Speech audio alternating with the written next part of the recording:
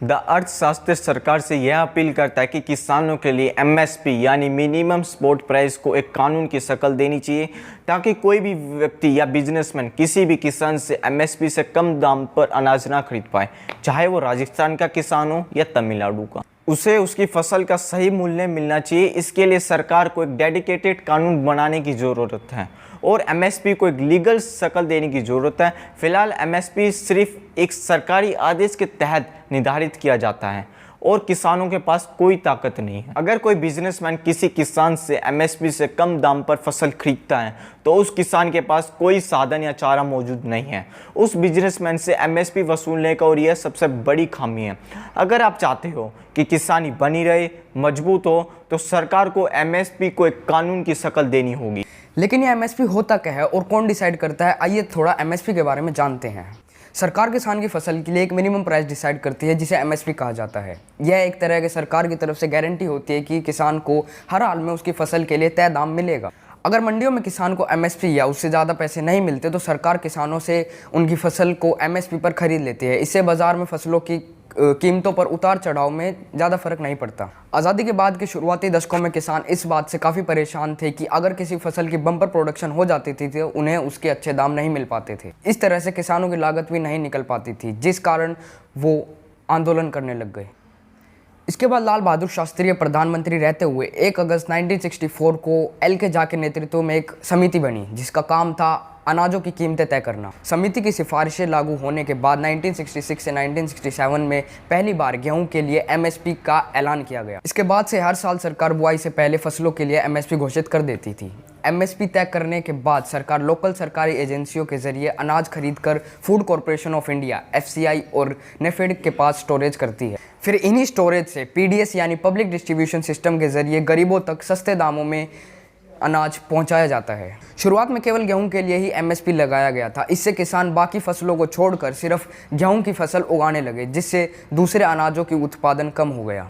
फिर सरकार की तरफ से धान, तिलहन और दलहन की फसलों पर भी एमएसपी लगाया जाने लगा। फिलहाल धान, गेहूं, मक्का, जौ, जई, बाजरा, चना, अरहर, मूंग, उड़द, मसूर, सरसों, सूरजमुखी, शीशम, गन्ना, कपास, जूट समेत 20 से अधिक फसलों पर एमएसपी दिया जाता है। देश में एमएसपी तय करने का काम agriculture cost and pricing committee का है। कृषि मंत्रालय के तहत काम करने वाली यह संस्था शुरुआत में कृषि मूल्य के नाम से जानी जाती थी। बाद में इसमें लागत भी जोड़ दी गई, जिससे इसका नाम बदलकर कृषि लागत एवं मूल्य आयोग हो गया।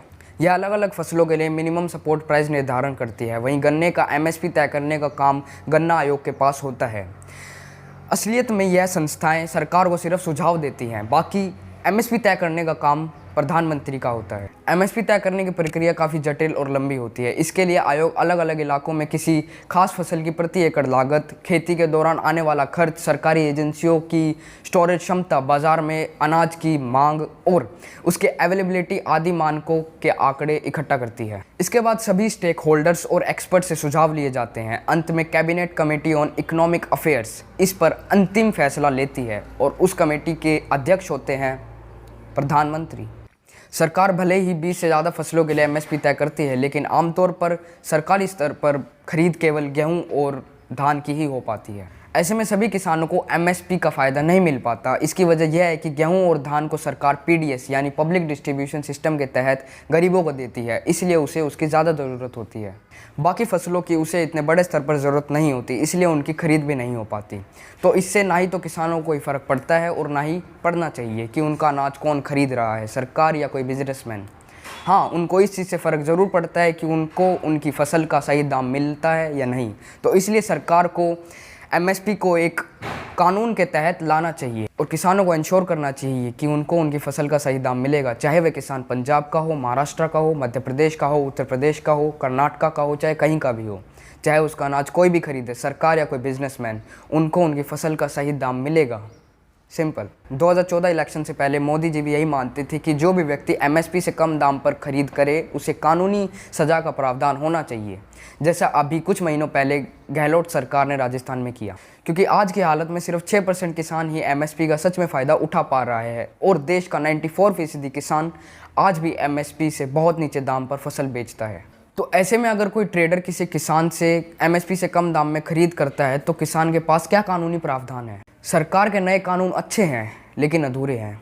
इसके साथ एक सख्त कानून होना चाहिए ताकि कोई भी ट्रेडर एमएसपी से कम दाम में खरीद ना कर पाए और आने वाले वक्त में किसानों के लिए एक डेडिकेटेड गवर्नमेंट रेगुलेटर होने की सख्त ज़रूरत है, क्योंकि ना तो किसान के पास इतना पैसा है और ना ही संसाधन कि वह एक बड़ी प्राइवेट कंपनी के खिलाफ कानूनी दांवपेच खेल सके, क्योंकि इस देश के 86% किसानों के पास 2 एकड़ से भी कम ज़मीन है। इसका मतलब यह है कि देश के 86% किसान बहुत छोटे हैं। ऐसे में उनके पास कोई चारा नहीं होता एमएसपी वसूलने का। ऐसे में सरकार को एमएसपी को कानूनी शक्ल देनी होगी ताकि कोई भी ट्रेडर या बिजनेसमैन, चाहे वह पंजाब का हो, तमिलनाडु का हो या राजस्थान का हो, वह एमएसपी से कम दाम में अनाज ना खरीद पाए और अगर खरीदे तो उसे सज़ा हो। जय हिंद, जय जवान, जय किसान।